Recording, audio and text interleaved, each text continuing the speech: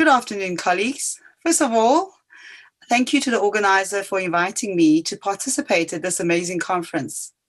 It's very strange talking to my computer screen instead of seeing you all, but I guess this is how the world has changed. Starting from the end of 2019, when the news of a pneumonia of epidemic proportions started leaking through the news channels, the SARS-CoV-2 virus has become pervasive through every part of the world and all of our lives. Worldwide, this is how it stands after 1 year. Over 110 million cases, almost 2.5 million deaths, and over 22 million people still currently active. In South Africa, our first case was reported on the 5th of March in 2020. Level 5 lockdown commenced on the 29th of March. And our first wave peaked in the middle of July with almost 13,500 new cases per day.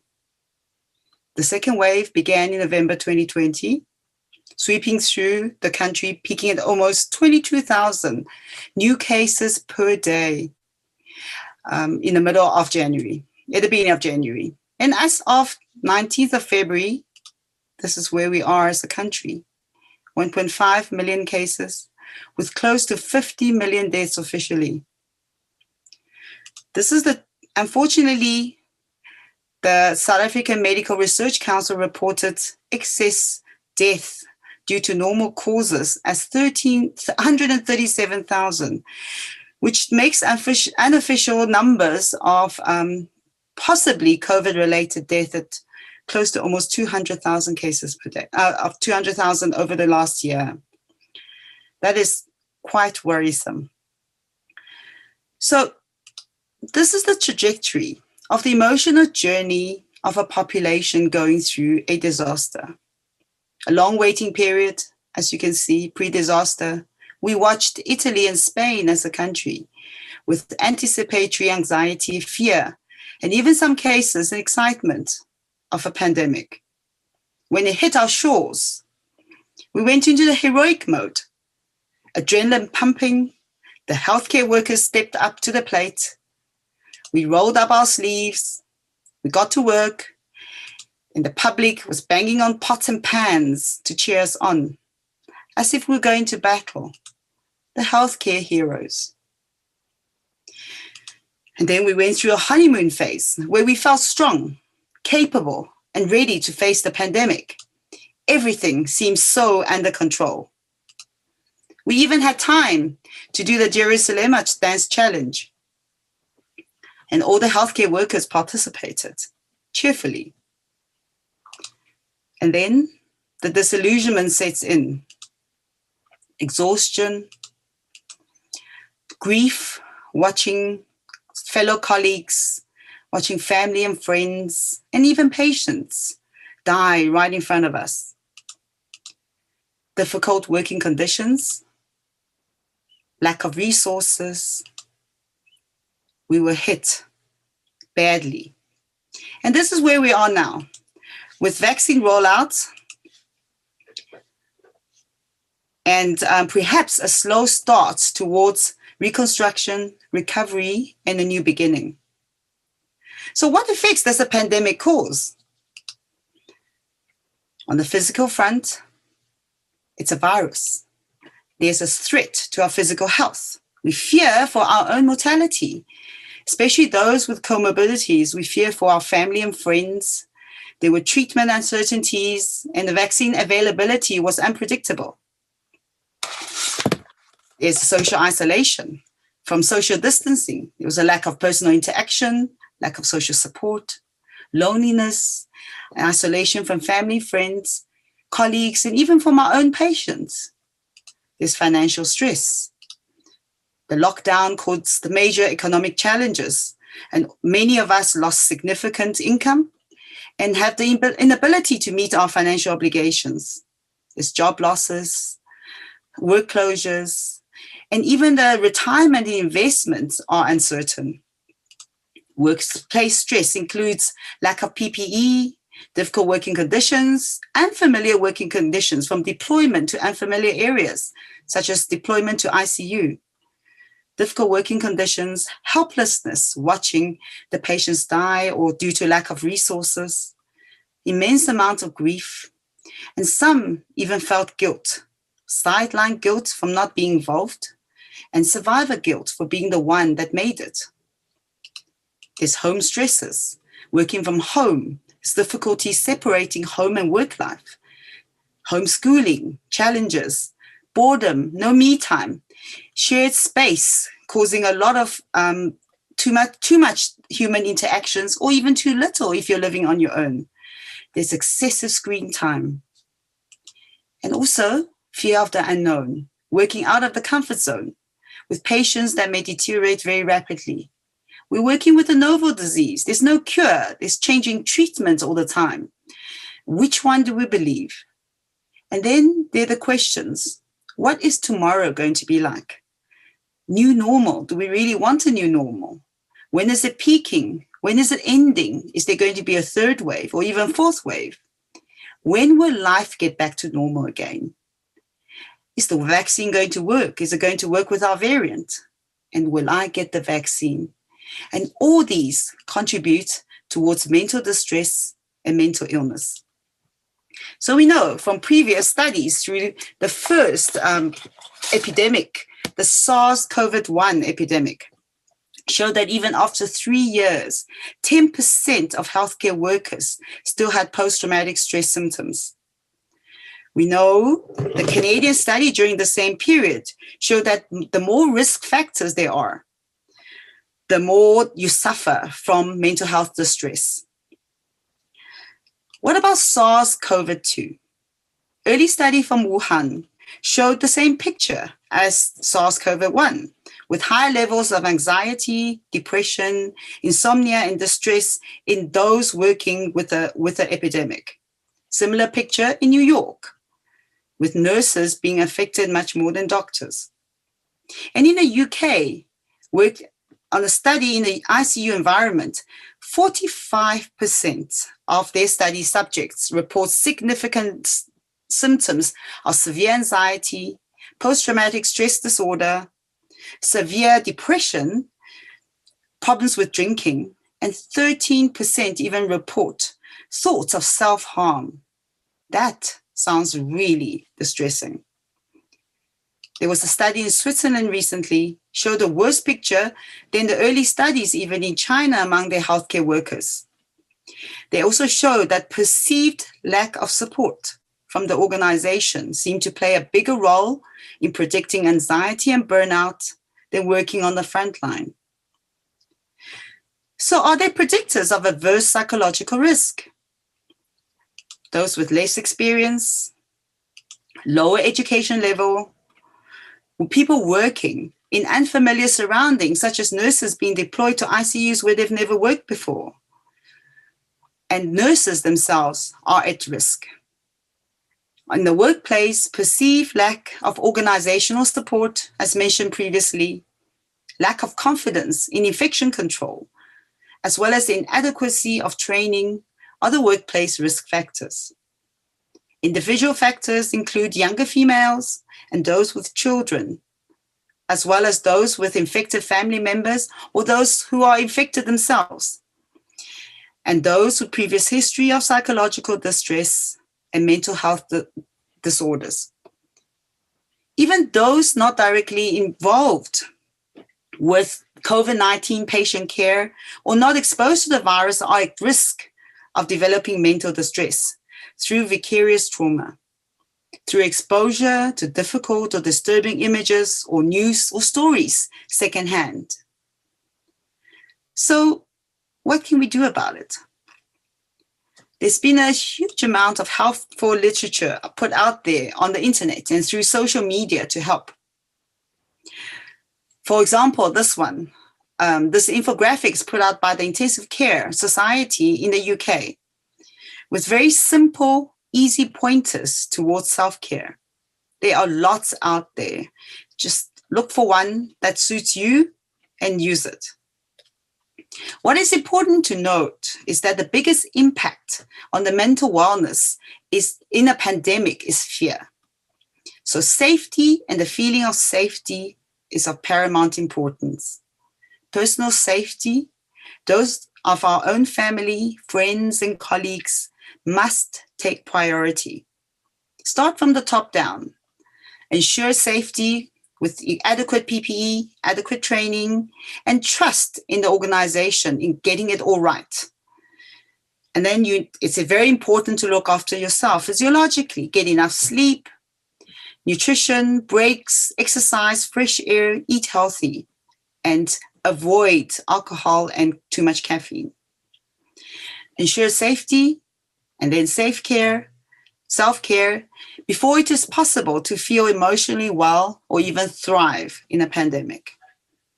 Dr. Linda Dykes has made available quite a few very useful infographics, freely available on her website. Here's one that she collaborated with Stephen Covey, the author of The 7 Habits of Highly Effective People. What to do when you feel overwhelmed.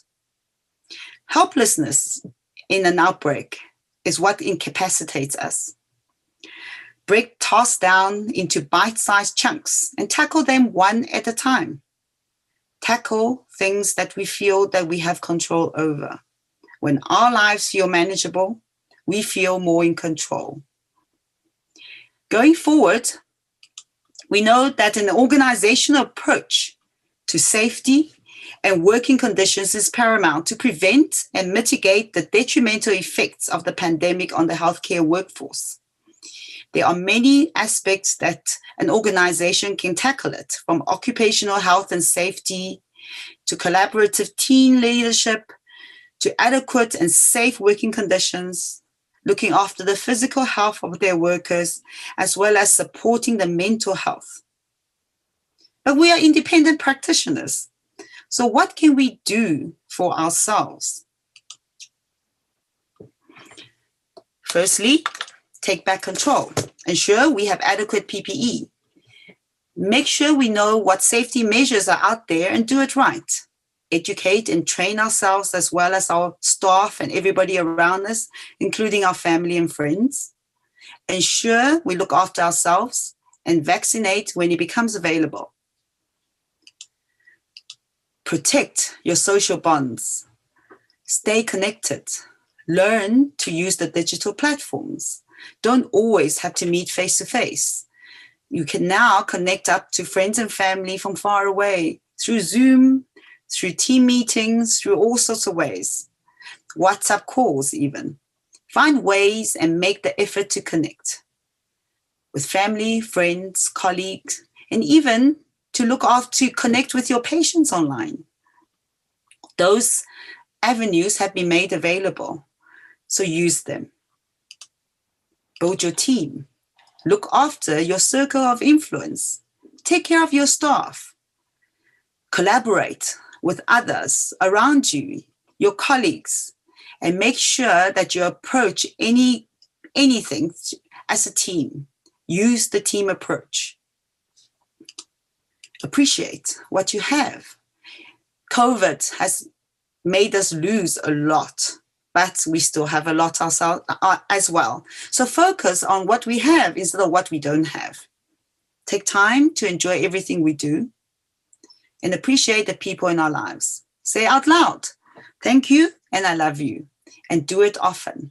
You'll be amazed what a difference it makes. Adapt and grow. Change is inevitable. I think we've learned that now. Learn to accept change. Become fluid. Get rid of the resistance to change. Allow shift in ourselves and our environment. One small thing at a time. I know it's hard.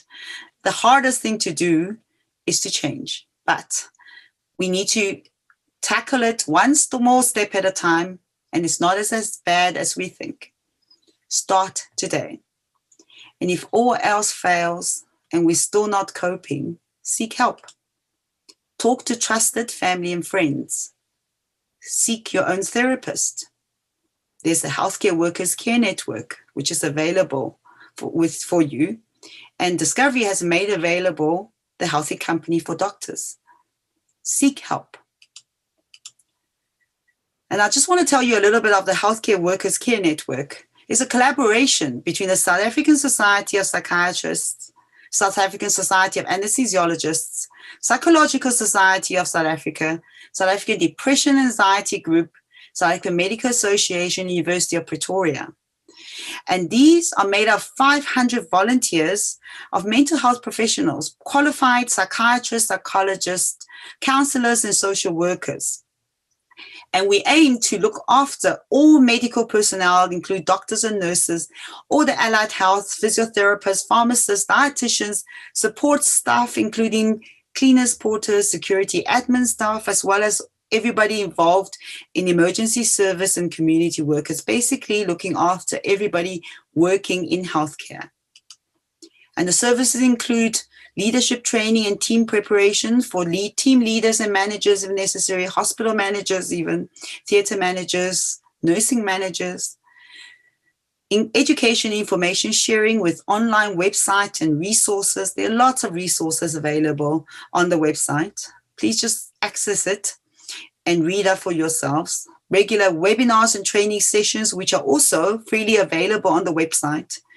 There's group talks and training on request, and guidance and resource sharing on all COVID-related questions and anxieties. And you can also ask for online group support sessions if necessary. We used to have them every week, but not many people asked for it, so they have stopped for now. But if there is a need, they can restart again. And individual supports can be provided through a 24-hour helpline. You can access and speak directly to a trained psychologist, or you can access the website and fill in an online request for individual counseling sessions, where you can get up to 4 pro bono sessions per healthcare worker with a qualified psychologist and counselor. And this is the line that's available, which I'll put up at the end of my talk. And lastly, as said by Frodo in the Fellowship of the Ring, I wish it did not have happened in my time, said Frodo. So do I, said Gandalf, and so do all who live to see such times. But this is not for them to decide. All we have to decide is what to do with the time that is given us. Thank you.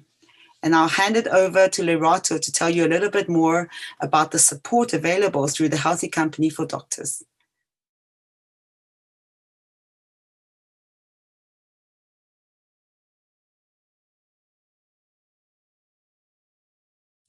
Good day, colleagues. I am Dr. LERATO KHATLE from Discovery Health, and it is my distinct honor and pleasure to spend the next few moments sharing with you some tools that Discovery has made available to all doctors in South Africa. I'd like to start off by thanking my colleague, Dr. Caroline Lee, for the insightful talk she shared, unpacking some of the data and insights of the status of healthcare workers' mental and wellness support in the country today. Much of the data that she shared continues to form the backbone for why Discovery emphasizes and continues to place value in supporting the wellness and resilience of doctors. I will extend on her talk by unpacking and making a case for doctor resilience. Since before the COVID-19 pandemic, Discovery has had a mandate and a priority to support the resilience and the wellness of doctors through products in the Doctor Resilience Suite. These all have been in existence since before the COVID-19 pandemic and are available to all doctors in the country, whether they are working in the private or the public sector, absolutely free of charge. All you need to be able to access them, even immediately, is a valid HPC SA number. I'll spend the next few moments just unpacking how you can engage these products and what the value is for you as a doctor in this current climate and context. I must also share that these products form part of a consortium of solutions that are being made available across the industry by many partners. Discovery has chosen to focus on doctors as a means to streamline the effort of trying to support the wellness and resilience of all healthcare workers in the country. I'll kick off by sharing with you a short video around Healthy Company for Doctors.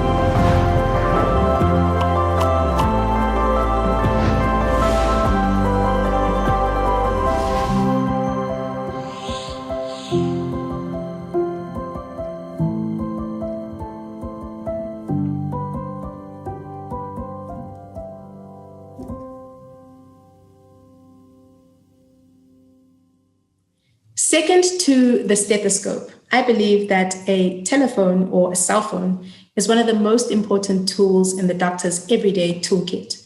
And this is why many of the assets that we are making available to you today are able to be accessed digitally. Healthy Company for Doctors is one of them.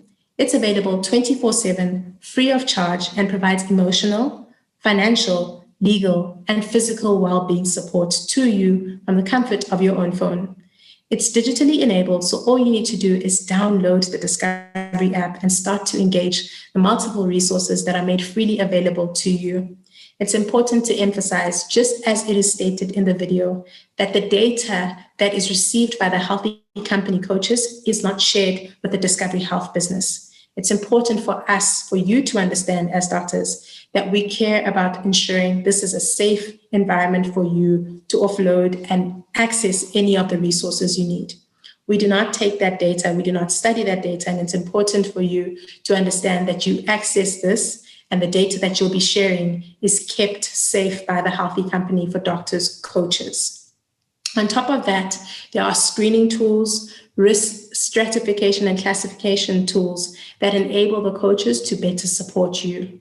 Additionally, Healthy Company for Doctors is made absolutely free of charge to you as well as your immediate family members. As I said before, how you can access this is to make sure you simply download the Discovery app or call the number on your screen currently. This is just to describe what the key elements of support are for any doctor who engages Healthy Company for Doctors and how we ensure that we don't just manage acute episodes, but ensure ongoing management and provide solutions for prevention in the event that there has not been a need to access any of the tools yet. The digitally enabled support allows you to engage a library of comprehensive educational content around a variety of tools. There's a live chat function where you can immediately access the resource of a Healthy Company for Doctors coach. And you can also personally track your well-being status across all of the 4 themes I recently discussed. There's also a personal mood tracker, which can help you monitor how your wellness progression is going, particularly emotionally.